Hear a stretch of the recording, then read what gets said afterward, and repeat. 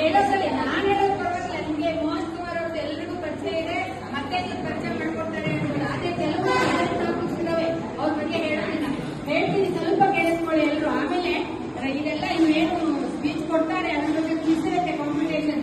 ಅದಕ್ಕೆ ಸ್ವಲ್ಪ ನೀವು ಕಾನ್ಸಂಟ್ರೇಟಿವ್ ಆಗಿ ನೋಡ್ಬೇಕಾಗುತ್ತೆ. ಎಸ್ಪೆಷಲಿ ನಾನು ಹೇಳಿದೆ ಮಾತಾಡ್ಬೇಕು.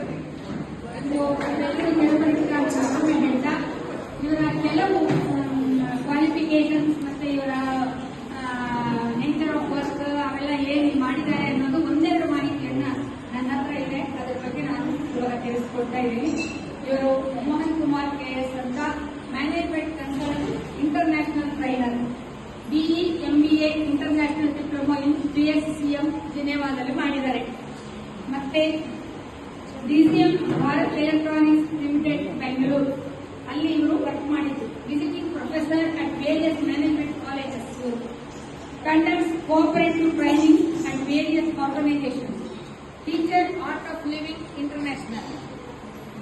Authored more than 25 books on philosophical management.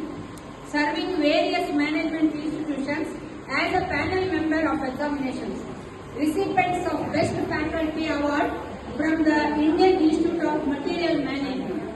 Received Best Paper Award for a paper on QFP presented at the International Conference on Quality and Reliability. Presented 10 papers at the national and international conference. 64 articles on management subjects have been published by leading newspapers. Authored textbooks on hotel quality management, world class manufacturing. So ಇದೆಲ್ಲ ಅವ್ರ ಬಗ್ಗೆ ಹೇಳಿದೆ. ಮೊನ್ನೆ ಕೂಡ ಒಂದು 15 days ಕೆಳಗೆ ಮತ್ತೊಂದು award ಅನ್ನ ಅವರು ಭಾಜನರಾಗಿದ್ದಾರೆ ಅಂತ ಹೇಳಿದ್ರೆ ಹೇಳೋದಕ್ಕೆ ಯಾಕೆ ಹೆಮ್ಮೆ ಅನಿಸ್ತಾ ಇದೆ ಅಂತಂದ್ರೆ, ಇಂಥ ಒಬ್ಬ ಆಕ್ಟಿವ್ ಪರ್ಸನ್ ನಮ್ಮ ಗ್ರೂಪ್ನಲ್ಲಿ ಬೆನ್ನೆಲುಬಾಗಿ ನಮಗೆ ಕೆಲಸ ಮಾಡ್ತಾ ಇದ್ದಾರೆ. ಎಸ್ಪೆಷಲಿ ಹೇಳ್ಬೇಕಂದ್ರೆ ಇದು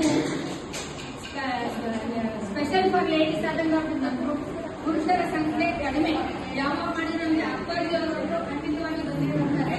ಅದರ ಜೊತೆಗೆ ನಮ್ಮ ಮೋಹನ್ ಕುಮಾರ್ ಅವರು ಕೂಡ ಎಲ್ಲರಲ್ಲೂ ನಮಗೆ ಅವರು ಪಾರ್ಟಿಸಿಪೇಟ್ ಆಗುತ್ತೆ. ನೀವು ಬೇರೆ ಯಾರು ಅಲ್ಲ, ನಿಮ್ಮೆಲ್ಲರಿಗೂ ಗೊತ್ತಿರೋಂಗೆ ನಮ್ಮ ಒಬ್ಬ ಹೆಮ್ಮೆಯ ಅಡ್ಮಿನ್ ಆದಂತಹ ನಿರೂಪಾ ಮೋಹನ್ ಇವರ ಪತಿ ಅವರು. ಮುಂದೆ ತಾವು ಕಾರ್ಯಕ್ರಮನ ಮುಂದುವರಿಸಬೇಕು ಅಂತ ಹೇಳಿ ಕೇಳ್ಕೊಳ್ತಾ ಇದ್ದೀನಿ. ಎಲ್ಲರಿಗೆ ಮತ್ತೊಮ್ಮೆ ನಮಸ್ಕಾರಗಳು. ಎಲ್ಲರಿಗೂ ನಮಸ್ಕಾರ.